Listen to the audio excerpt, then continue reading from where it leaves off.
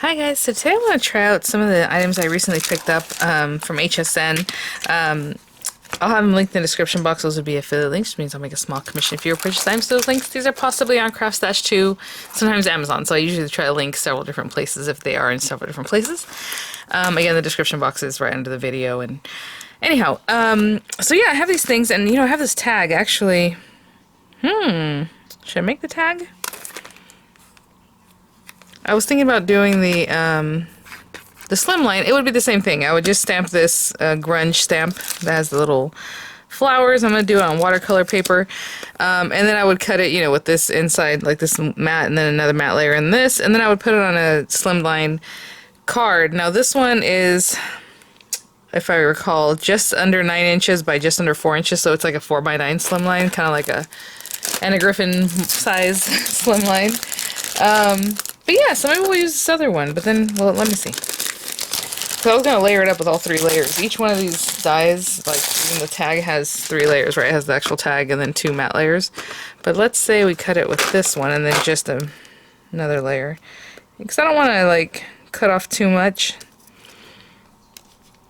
Sure, why not? Actually, we can even do something like that where it's just a little bit. Oh, yeah. Okay, it'd be like this. Okay, that is what we'll do. So I pulled out some watercolor paper because I'm going to watercolor these. Oh, look at this.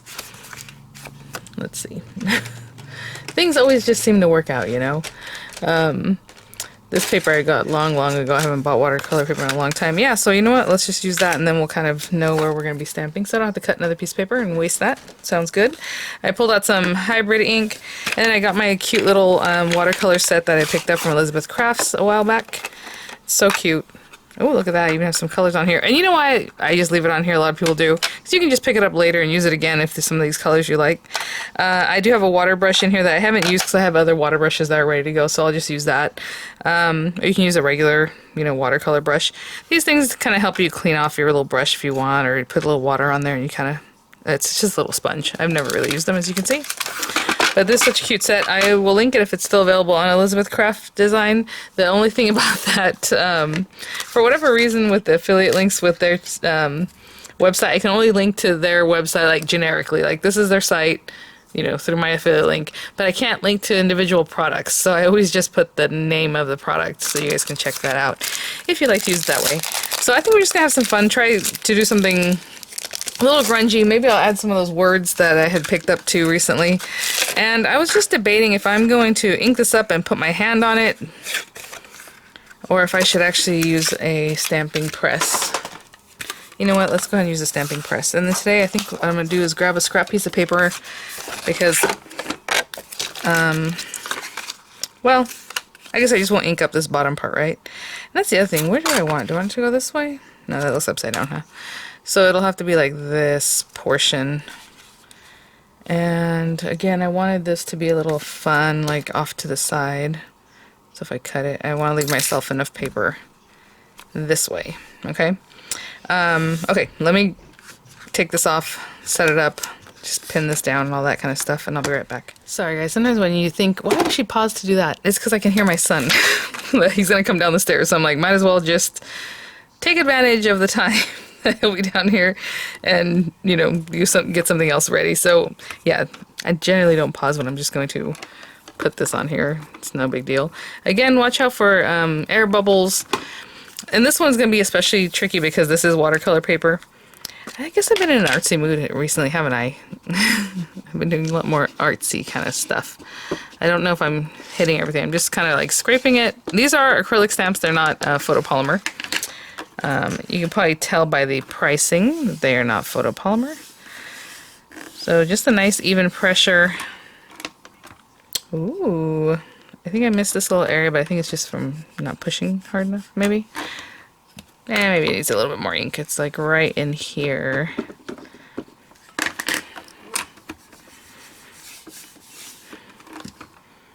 Yeah, that looks better. Still a little bit dry though. Let's see.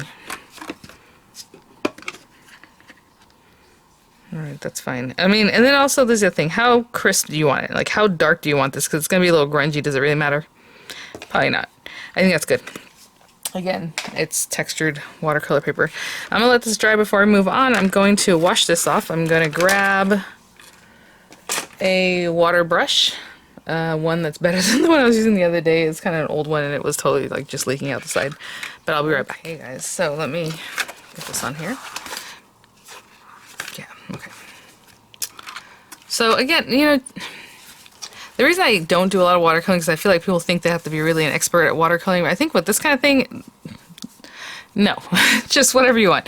Now, I want to make it really kind of soft and just go, I'm not trying to make harsh lines on my flowers or anything. So we can take a bigger brush, but I just have this one, give it a squeeze and wet the whole thing just to start with. And I don't know if you can see this brush already had like brown ink in there for some reason.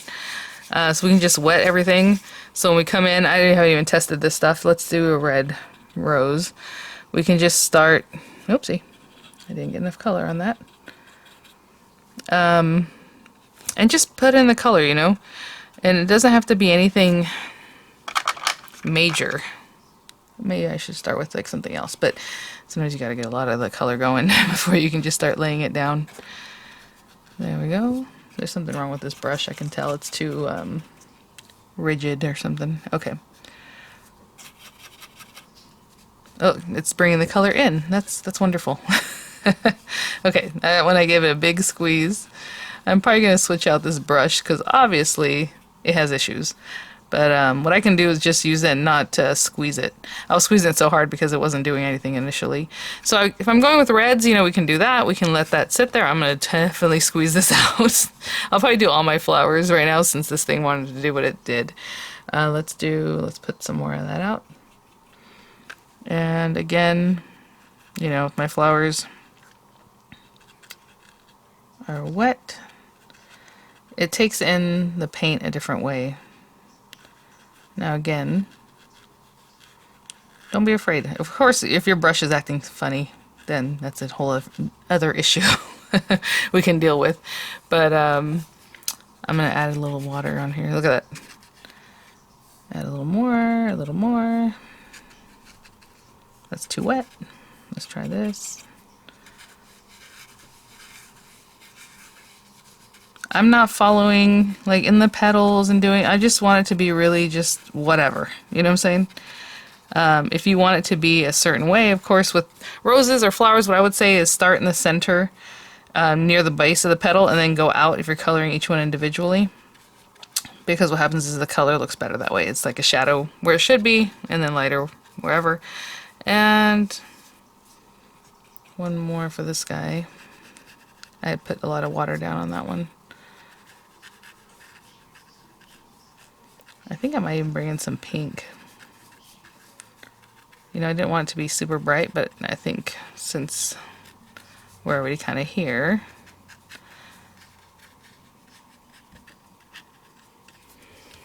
let me see what this pink looks like. Let's see this guy. It might be too light to look like anything. Yeah, if anything, it's taking the color away because it's so light.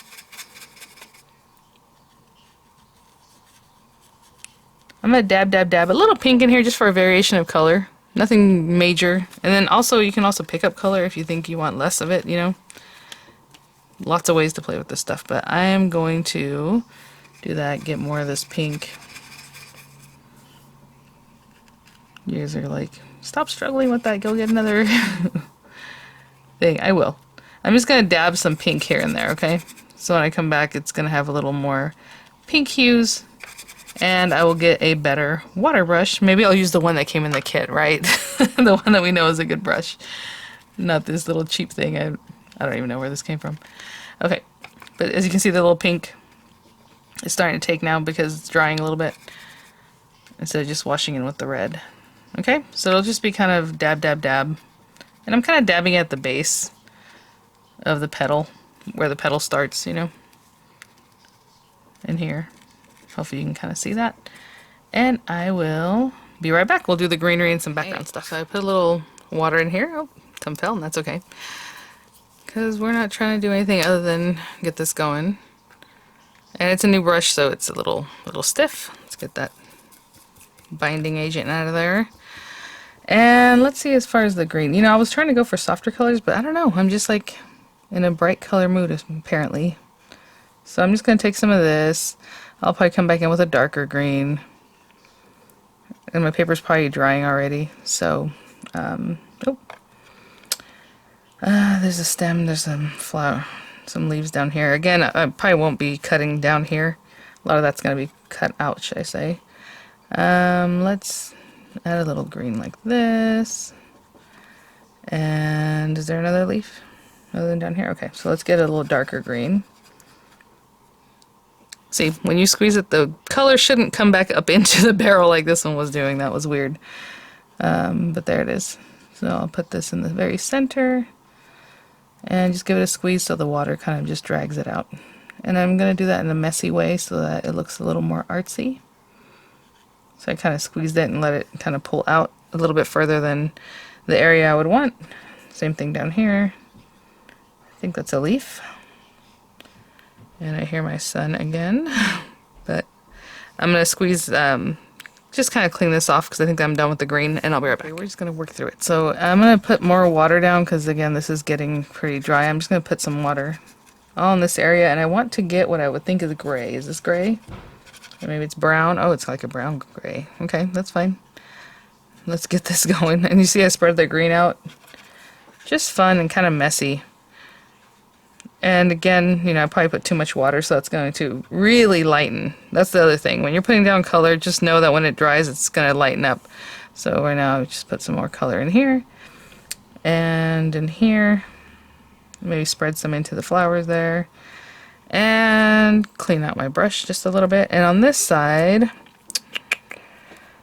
it's like lace. I don't know if it matters. What's this, like a peachy color? Let's get some of that color going. Sure, just so that it looks like I did something. I didn't just leave that sitting there, okay? So I'm just using whatever this peachy color is. Up here. And again, kind of spreading it into, you can even come back and pick up your little green if you want to add more green back. Getting that peachy color.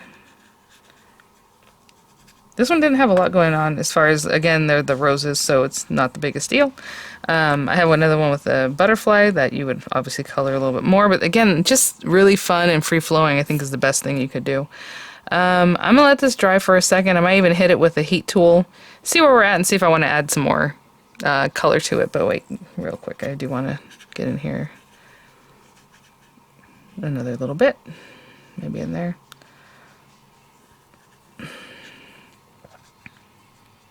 Okay, then you can come in here, some randomness, let's say, yeah, no, that's fine. Maybe I want to add a little bit of that green over here. Just kind of pull it in there. Okay, and what I mean by that, this thing is not plugged in, I know that. Wait, no, I was gonna say I plugged it in this morning, actually. Take it back. Okay, so I'll hit it with the heat tool, and you see this little pool of water. I can make it move with my heat tool if I wanted to, if I went to the highest, but now it's on low. Or you can dab it up if you don't want it. We're probably gonna cut into it anyway, so I'll be back. And as you're drying, I'll take a time to turn it over and hit it from the back too, because that also gets wet, you know? Or the moisture comes through, should I say. And I'll be back. And before we finish up, I'm gonna, I guess not go get water. I'm gonna dip into this nasty water here that I have in this water brush. I'm gonna get some black. And let me see if I have enough. And we're just gonna flick it. What I do is I hit it. I'm probably getting it all over. I can see it's on my Cricut. What you were trying to do is just hit it against, let me get more of this water over here. That'll be good. I just need a way to get water. And you have it up top, you have your finger and you're smacking it like against your finger. So I hope that makes sense. And that'll splatter, but it will splatter a lot of times other places. Okay, I'm gonna hit that with the heat tool too, and all I did was add a little black splatters. If you like more of a shabby chic look, you might want to do it with white paint, whatever it is. But I will be right back. Okay, all right, well, let's get our little dye back. Where did I put it? And it's such a bummer. Actually, let's see. Maybe I can only do 2 layers. Maybe I don't have to do... Well, that is... Oh, see, that's funny. That is the largest one, right? Oh, I didn't notice that's the one in between. So I was already going for the bigger guy. I know. I feel like I don't want to cut any of this off. How about there? Here. Maybe here. Let's go. Ah, that's so hard. I'm gonna cut it right here. I know, it's so hard because like all our little work, but you saw it took all of 2 seconds, so it's not the biggest deal. But I'm gonna run that through and I'll be right back. And then I'm also gonna run this one through from black paper. Okay, so some heavyweight black paper, and then these little guys are here, so might as well. You can put one on either side, you don't need both of them, but they're stuck together anyway, so I'm gonna run these through. Ooh, some gold, right? So I'll run these through with gold paper, and I'll also go check my dryer, and I'll be back, you guys. I'm telling you. Why is all this stuff still out here? I don't know, because that's just how it is right now. And you can always still cut out these larger dies and then layer this on there like a part of your card, you know? It doesn't have to be a tag, just a freestanding tag, you know? Oh, look at that. Now, the other part of it is, do you want to distress the edges? You know, you can add more watercoloring. I don't, because I just want to leave it kind of the way it is, so I think that's fun. But you can definitely ink it up, add more watercoloring, rough up the edges even, make them a little floofy. I'm going to glue this down as well as I can. Again, you know, the paper gets kind of messed with, so it gets really wonky. So for me, to avoid, or to help with that, I put the glue really towards the edges, give it a zhuzh when I lay it down, and that helps keep those corners down, and then as much as, you know, in the middle, something. So I'll just lay this on here. What an interesting set, because honestly I got it for the slimline dies, but this is not bad. Pretty cool. Okay, I'm gonna hold that down, and then the other thing I do is I'll put like the cutting plate for my Platinum 6 on here, because it's thick, and then I put the Platinum 6 on top, and it keeps everything just kind of flat. So I'll be right back. Hey guys, sorry, I just kicked something. Now let's add our little reinforcements. I'm just gonna put glue on here. Obviously they're gonna be right around that little hole. Right? So we have this little gold guy. And as far as it being grunge, it's the grunge line, so obviously, you know, it's kind of roughed up and stuff like that, but it can be whatever you want, you know. As far as how you color things in, I think I went a little brighter than I had set out to, and it looks really nice. So I'm okay with that. Now, what I was saying is, I know a lot of people don't just make tags and you're like, what am I supposed to do with this? So again, you can put it in a journal, you can put it on a slimline card. This one is probably, let me see, 2, 4, 6, yeah, it's closer to 7 inches tall, so a little too big for like a mini slimline. But if you have a slimline and you want to pop this on here, let's pretend our card's here, and then, you know, just whatever fun thing.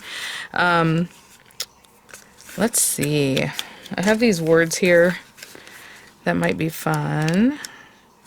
And then, you know, like self-love isn't selfish, it's important. That'd be nice. The way you speak to yourself matters. Walk by faith, not by sight. A simple life is a happy life. How wide are these? That's the other thing. How about... Let me see how wide this is on here, because we can cut things down too, you know. Let's see. And of course, knowing me, I'm going to put them in a way that's... maybe we should put this one here. Okay, so it's never too late. And then to be who you want to be. I think that'll cut it out nicely. So I'm going to cut these in right here. There we go. I cut it as straight as I can. I don't like that. Hold on. It's a little crooked, guys. Let's put this back here. And again, with the artsiness, you don't have to be straight. It can be however and fun. Like even at that, I'm probably still going to move that because this who you want to be is a little longer than I thought. Okay, so let's do that, and let's reposition this guy again. Let's put that over here. That's cute. And I think we still need a little something more. Okay, I'll grab tons of butterflies, but let's take this little butterfly right here. And let's cut it from some vellum. I'm going to take some vellum. I'll find some in my stash here. And I'll just cut a butterfly out of vellum, and I'll be right back. So, actually, I was going to cut it, but you know what?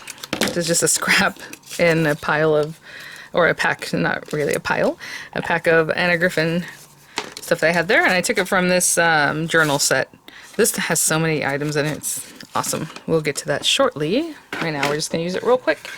And I think what I'm going to do is cut this little guy out and then run it through with an embossing folder and just give it some texture. I think it'll be fun. So let's run this guy through right quick.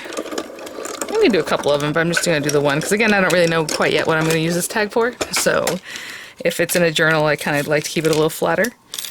But look at that little guy. And then what I want to do is run him through. I mean, that looks really nice just like that too. And then we can stick it down and put like a little something pearls or, you know, something like that there. Let's see. If I'm using my dots, big dots, little dots, some floral kind of look. I think I can get him in here. Run him through that way. Now he has very delicate little antenna, but you know what? What if we put the antenna out of the way as much as we can, like this? That's good. Let's see. Only because I would hate for it to get all chopped up because of the embossing, you know. And let me see if that was enough pressure. Oh, yeah. Okay. I didn't want to move it without knowing if it was enough pressure. It felt like it went through very easily. And sometimes when that happens, it's either good or it was too easy and you know, like, it should have more pressure for it to be completely done. You know me, I always want to keep things up here. Do we need to? Fine, I'll cut another one out. I'll be right back. I'll make one more with the same embossing and everything. Okay. So I will put them a little bit in flight because that's what I like to do. How cute are these? And I will probably glue down this little antenna and a little glue up there because we don't want those to get damaged. They're so small. And so right here. And then I'm going to stick one down over here. And then, to be honest, I think that's okay because on paper like this, when you use vellum, like it doesn't show up as badly. Like, it depends on what you're gluing it to, right? So if this bottom part was like metallic, it would be a lot more obvious that it's kind of, the glue would show up a lot more. But like right now, honestly, and it's just going to dry just as clear, you don't even see it. So I think I'm going to leave it like that because like I said, maybe I want to put like little pearls or something, but I also kind of want them to blend in. I didn't really want to make it too bulky. So I think I am done. A lot of fun, just feeling a little artsy recently, you guys. So thanks for coming along on the journey on that one. You know, I love my die cutting, and I don't think those are like mutually exclusive, but I just love nice clean die cut look, and I like grungy, messy kind of look. You know, those are the two like the both the ways I go, right? It's one way or the other, but it's fun to bring them together, and I really like that this turned out really cute. And then of course you can put whatever you want, some ribbon or whatever it is that you're gonna use it for. So right now, since I don't know yet, I'll just leave that alone. But all right, very, very fun. Thanks for watching, guys. I'll have some images coming up. I'll have the links in the description box, and I'll see you guys at the next one. Bye now.